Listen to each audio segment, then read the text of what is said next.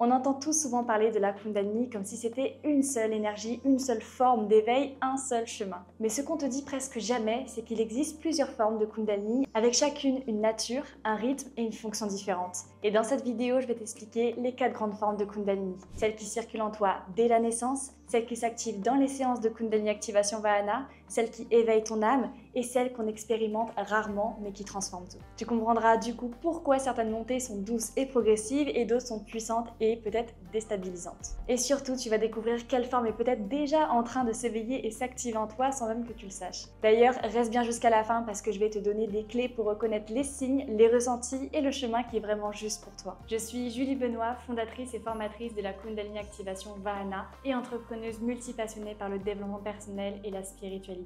Et sur cette chaîne, je te partage mes expériences, mes prises de conscience et toutes les clés qui, selon moi, vont vraiment t'aider à transformer ta vie pour la rendre plus fluide, plus alignée et plus vibrante. Et si le sujet de la Kundalini te parle, pense à t'abonner, liker cette vidéo et à me laisser un petit commentaire pour me dire où est-ce que tu en es dans ton parcours intérieur. C'est parti! Avant de commencer par t'expliquer les 4 grandes formes de la Kundalini, d'où ça vient exactement? Alors, traditionnellement, dans les textes anciens du yoga et du tantra, il n'existe qu'une seule Kundalini. Elle est décrite comme une puissante énergie spirituelle qui est levée à la base de la colonne vertébrale en attendant d'être éveillée pour monter le long du canal central Sushumna et des chakras jusqu'à l'union avec le divin. En fait, les anciens n'utilisaient pas de catégories multiples comme on le voit aujourd'hui. La Kundalini est un principe unique, à la fois vital, cosmique et divin. Et c'est bien plus tard, au XXe siècle, que cette énergie a commencé à être décrite sous différentes formes pour mieux en comprendre les manifestations. Et ce sont principalement Swami Sivananda et Swami Sityananda, 2 figures majeures du yoga tantrique moderne qui ont introduit une classification pédagogique de la Kundalini. Dans son ouvrage Kundalini Tantra en 1984, Swami Sityananda explique que l'éveil de la Kundalini ne se fait pas d'un seul coup mais en différentes étapes selon le plan d'évolution de la personne.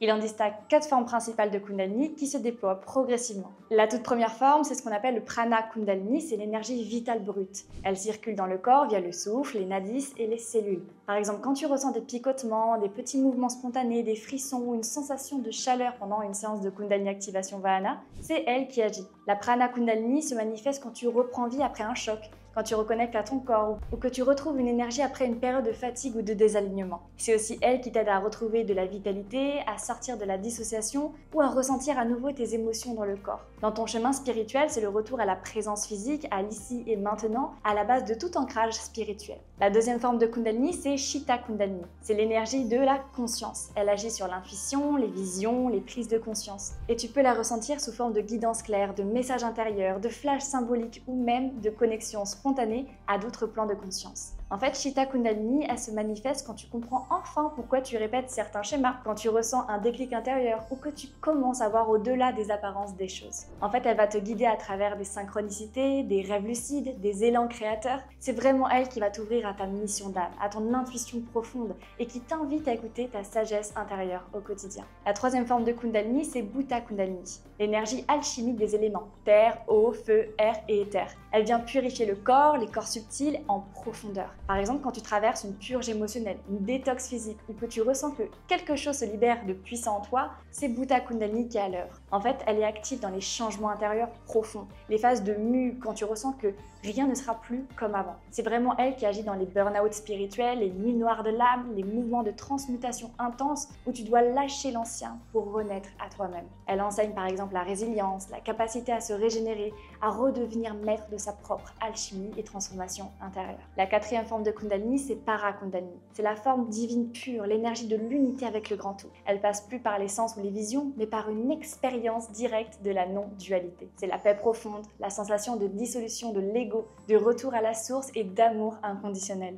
En fait, Para Kundalini, elle se manifeste dans les moments de grâce, de connexion mystique, où tu te sens en fusion avec la nature, avec l'univers, ou tout simplement tout ce qui t'entoure. Elle peut se révéler dans des instants de méditation très profonde ou après un long processus de purification. Elle transforme ton rapport complètement au monde. Tu ne cherches plus, tu deviens. C'est une vibration de paix, de simplicité, de présence absolue. C'est vraiment le moment où la quête s'éteint, où seul l'être se suffit à lui-même. Donc cette vision moderne est très utile aujourd'hui parce qu'elle permet de mieux comprendre les expériences vécues en séance par exemple de Kundalini Activation Vahana et d'accompagner l'éveil de façon plus consciente plus structurée et plus sécurisée. C'est déjà la fin de cette vidéo, j'espère qu'elle t'a plu. D'ailleurs, je t'invite à me dire en commentaire dans quelle forme de Kundalini tu te retrouves. Et si tu ressens que la Kundalini t'appelle mais que tu veux un accompagnement doux, progressif et sécurisant, les séances de Kundalini Activation Vahana, elles sont là pour toi. En fait, elles vont te permettre de lever les blocages petit à petit et de créer un vrai espace d'élévation intérieure en activant ces différentes formes de Kundalini progressivement. Donc si ça t'intéresse de faire une séance en ligne avec moi, le lien est dans la description. Tu retrouveras aussi dans cette description une vidéo offerte où je t'explique les 3 grands piliers du processus Kundalini Ascension, une méthode complète que j'ai créée pour t'aider à retrouver ta puissance, te libérer et t'élever personnellement et spirituellement tout en explorant ton plein potentiel. Et si tu ressens l'élan de transmettre à ton tour cette méthode et de devenir facilitatrice ou facilitateur pour vivre d'une activité qui a du sens pour toi, le lien est également dans la description. Merci pour ta présence et à très vite.